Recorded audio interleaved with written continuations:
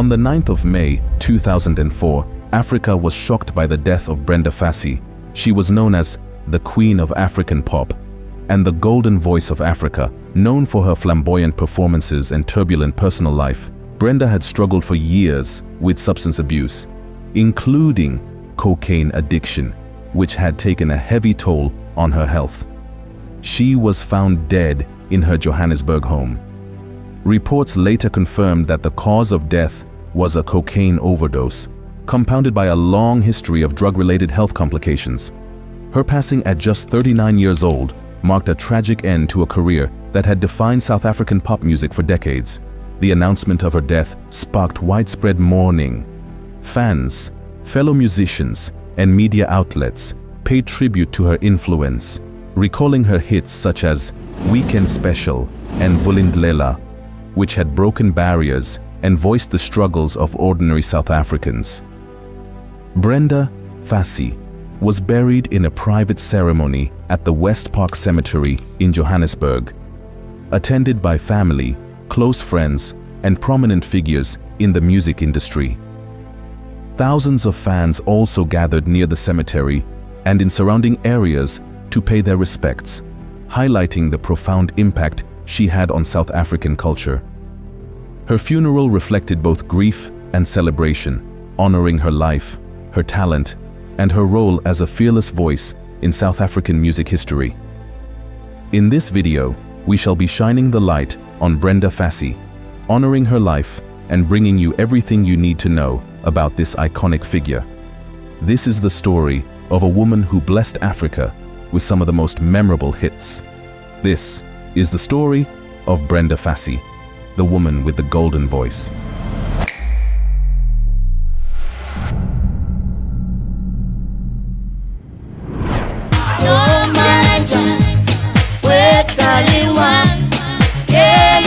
Brenda Nokuzola Fassie was born on November 3, 1964, in Langa, Cape Town, South Africa, one of the country's oldest towns. She was the youngest of 9 children in a family that faced significant challenges from the start. Her mother, Sarah Fassie, was a domestic worker, and Brenda's father died when she was very young. Growing up in a poverty-stricken township, Brenda's early life was marked by instability, financial hardship, and a constant struggle to find security. Despite these challenges, she was deeply influenced by her community's rich musical environment. Gospel, Kwela, and township jazz were staples of Langa's vibrant cultural life, and Brenda was drawn to music from an early age. She showed signs of talent even as a child, singing at church and local events, often performing for neighbors and family members who recognized her natural stage presence and vocal ability. Her early adolescence was tumultuous. Brenda was sent to live with relatives after her mother could no longer care for her. This period was formative. It exposed her to a broader urban environment, the harsh realities of apartheid-era South Africa, and the resilience required to survive as a young black girl in a racially segregated society. At the same time, it provided opportunities to immerse herself in music. She began performing in local talent shows, church choirs, and community events, honing her distinctive voice and developing the flamboyant stage persona that would later define her career. Brenda's experiences of hardship, poverty, and social exclusion shaped not only her music, but her lyrics, which often address themes of love, loss, struggle, and the realities of life in South African townships. In her teenage years, Brenda moved to Soweto, Johannesburg, where she joined the band Joy as a backup singer, and later became the lead singer for a township music group called Brenda and the Big Dudes. This opportunity marked her first real exposure to the professional music industry. She absorbed the performance techniques of older, established artists and learned how to navigate the demands of touring, recording, and interacting with audiences. Brenda's charisma and stage energy quickly made her stand out. By the early 1980s, she had begun performing solo, combining elements of pop, disco, and traditional South African music.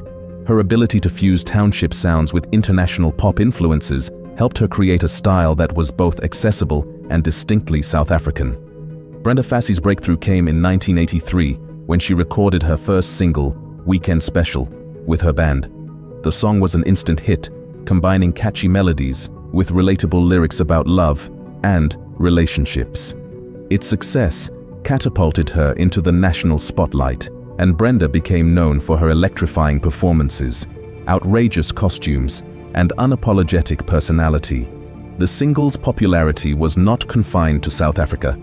It attracted international attention, particularly in other parts of Africa, Europe, and the United States.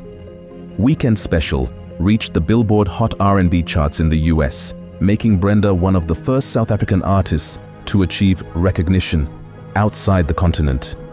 Her rise to stardom was fueled not just by her musical talent, but by her fearless personality. Brenda was unapologetically herself in an era when South African society, constrained by apartheid, demanded conformity and silence from black women. She embraced bold fashion choices, outspoken opinions, and a public persona that combined rebellion, humor, and vulnerability. This authenticity resonated with audiences, especially young people who saw in her a reflection of their own frustrations, aspirations, and desire for freedom. Her songs often addressed social issues indirectly, embedding subtle critiques of inequality and injustice into catchy pop tunes, which allowed her music to cross both racial and national boundaries during a time of severe censorship. By the mid-1980s, Brenda had solidified her status as a national icon. She toured extensively, releasing albums that consistently performed well on the charts, including hits like Too Late for Mama and Vul'indlela. Each song further showcased her ability to tell stories about life in South African townships while maintaining a sound that could compete on the international stage. Her fame was accompanied by intense media scrutiny, both for her music and her personal life, but she used this attention to amplify her voice and maintain relevance in a competitive industry. Brenda Fassie's international breakthrough was cemented through collaborations with artists across Africa and Europe. Her ability to sing in multiple languages, including English, Xhosa, and Zulu, expanded her appeal. European audiences were captivated by her combination of infectious dance rhythms and heartfelt lyrical content, while African fans celebrated her as a cultural ambassador who brought township life and South African struggles to a global platform. Her tours in the United Kingdom, the United States, and other parts of Africa introduced her music to entirely new audiences, earning her recognition as a global star. Her early success also laid the foundation for her enduring legacy. Brenda's influence extended beyond music. She became a symbol of resilience, defiance, and creativity. Young South Africans looked up to her, not just as a singer, but as a figure who overcame systemic oppression, personal hardship, and societal expectations to achieve international acclaim. The stories of her childhood in Langa, her early performances in church and local events, and her ascent through the professional music industry demonstrated how raw talent, combined with determination and charisma, could transcend even the most restrictive social circumstances. Despite later struggles with personal challenges, including substance abuse and turbulent relationships, Brenda Fassie's rise from a township child to an international star remains an inspiring story. Her journey illustrates the power of music to transform lives and bridge cultural divides, while her early life and career continue to serve as a blueprint for aspiring artists in South Africa and beyond. From singing in local choirs to topping international charts, Brenda Fassie's story is one of perseverance, talent, and the indelible mark of a true African icon.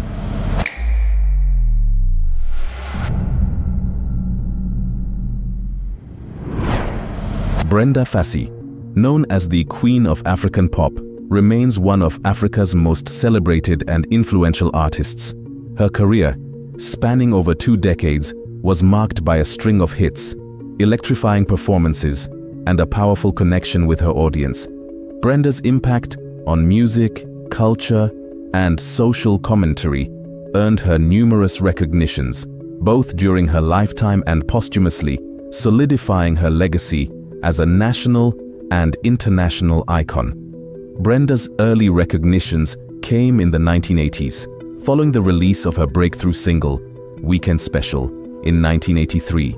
The song became an instant hit, not just in South Africa, but also internationally, reaching the Billboard Hot R&B charts in the United States. Its success earned her acclaim as one of the first South African artists to break onto the global stage, making her a pioneer in introducing township pop to an international audience. She was celebrated for her ability to blend traditional African rhythms with contemporary pop, disco, and funk, creating a sound that resonated across generations and cultures.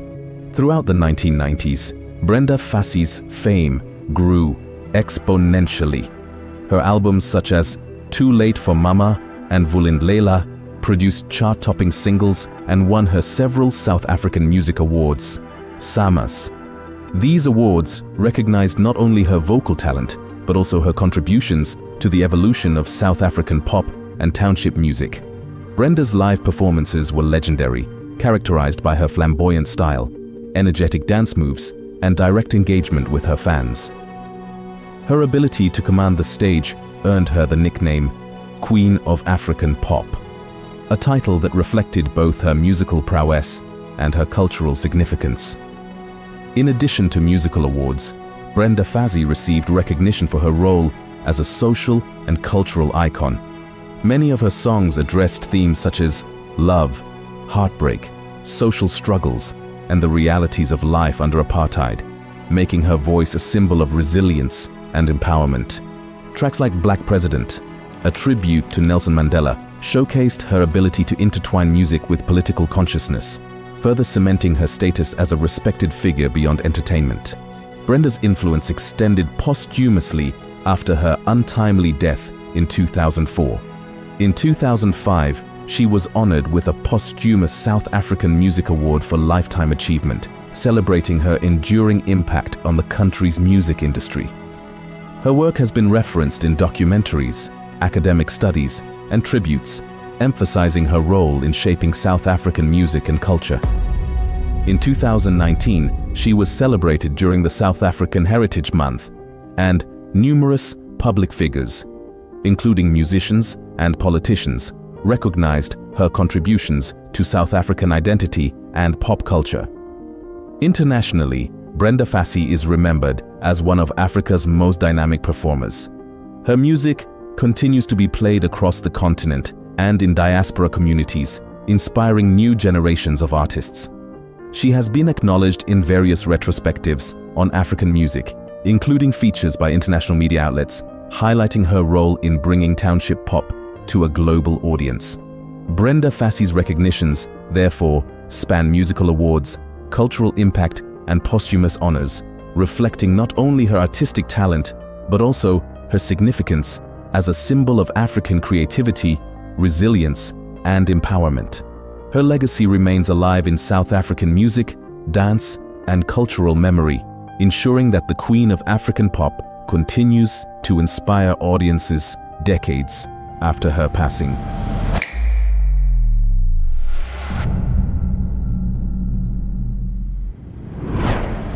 Brenda Fassie was as famous for her controversial lifestyle. Her life off stage was marked by turbulence, which both fascinated and worried her fans.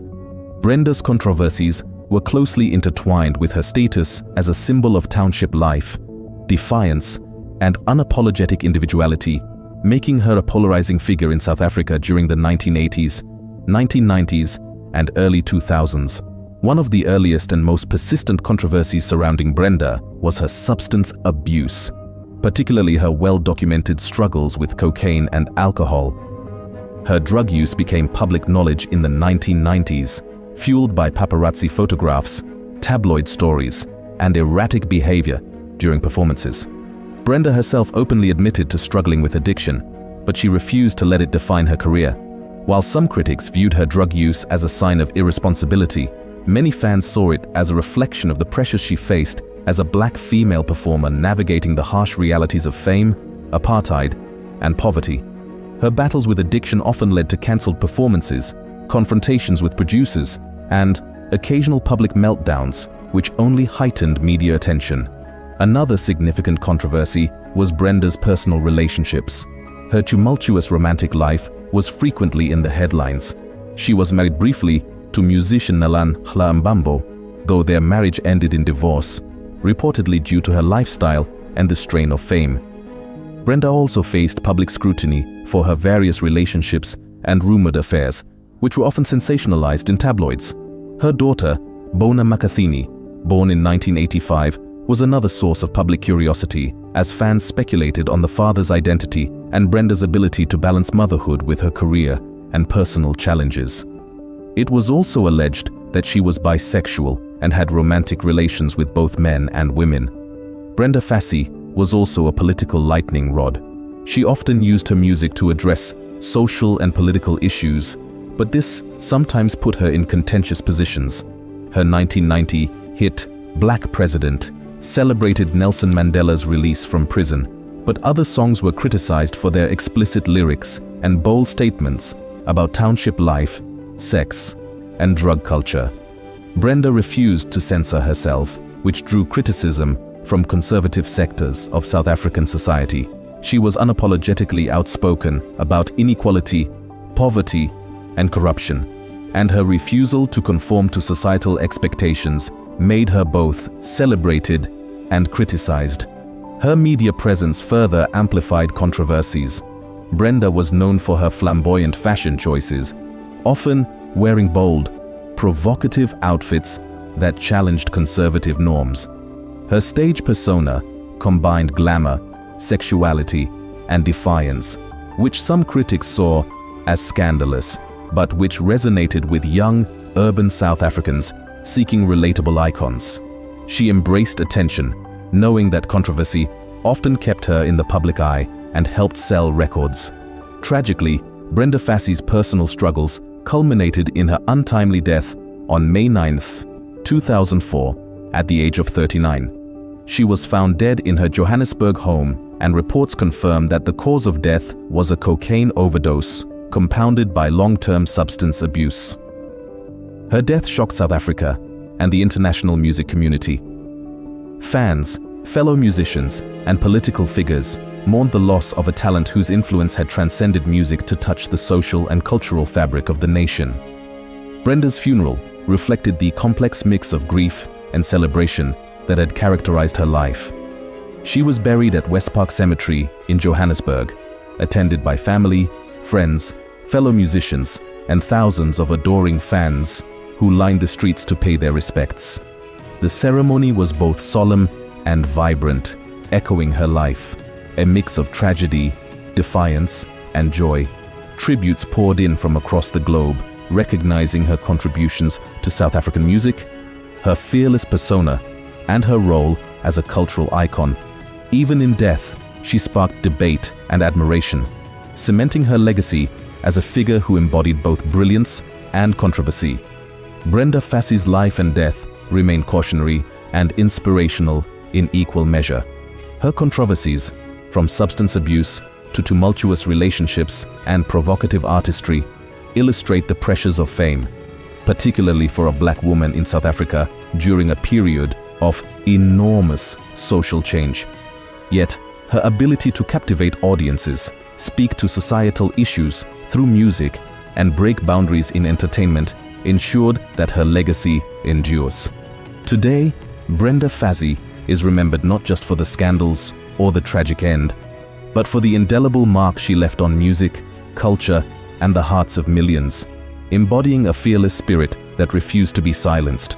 Before you leave, let us know which Brenda Fassie's song is your favorite.